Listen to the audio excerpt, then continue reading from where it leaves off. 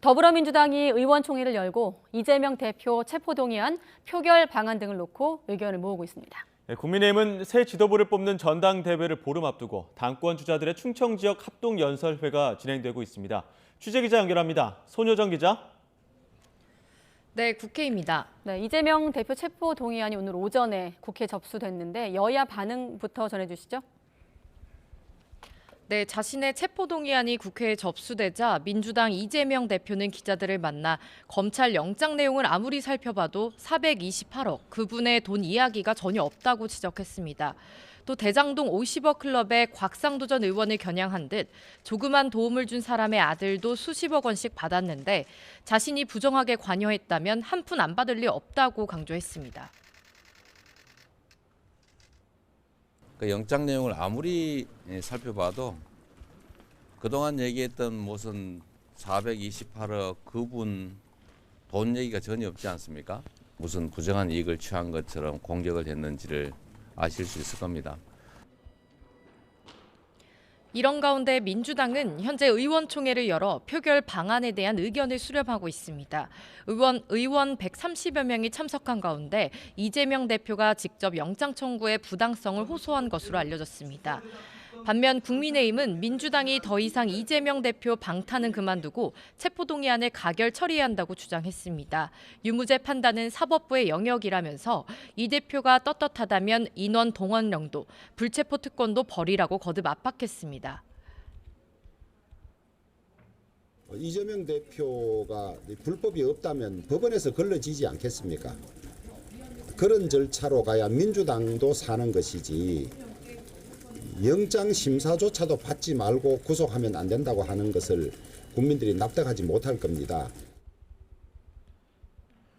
3월 임시회 소집을 두고도 공방이 계속되고 있습니다. 국민의힘은 1일부터 임시회를 소집하는 건 명백한 이재명 방탄으로 이 대표가 스스로 영장 심사를 받을 수 있도록 6일이나 13일에 열자고 제안한 반면 민주당은 국회법에 따라 1일부터 임시국회를 열어 민생 입법 처리와 함께 대장동 50억 클럽과 김건희 여사 특검 등 현안 해결에 나서겠다고 맞섰습니다. 네, 국민의힘 상황도 보겠습니다. 당권 주자들이 충청 지역 찾아서 네 번째 합동연설회를 진행하고 있죠.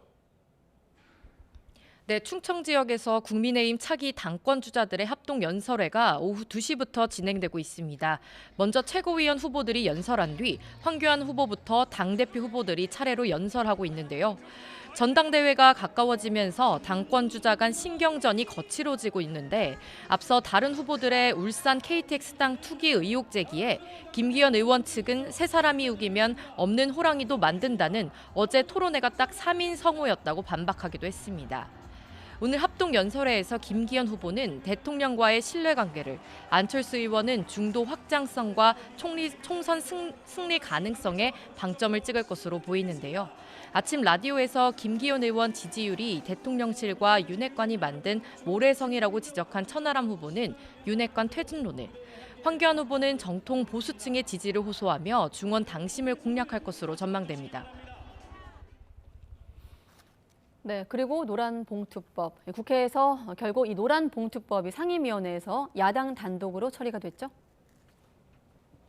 네, 간접고용 노동자의 교섭권을 보장하고 파업에 대한 손해배상을 제한하는 이른바 노란봉투법이 국회 환경노동위원회를 통과했습니다.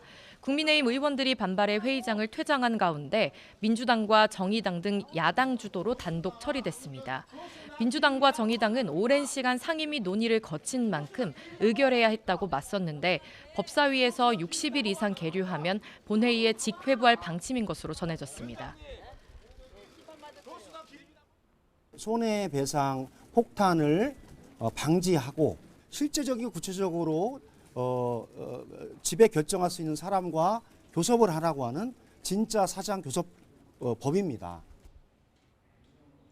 국민의힘은 지금의 노조법을 무시하고 야당이 개정안을 막무가내 날치기 통과시켰다며 대통령 거부권까지 시사했습니다. 민주당의 반헌법적인 노조법, 즉 불법파업 조장법, 일방적인 강행 처리를 규탄합니다.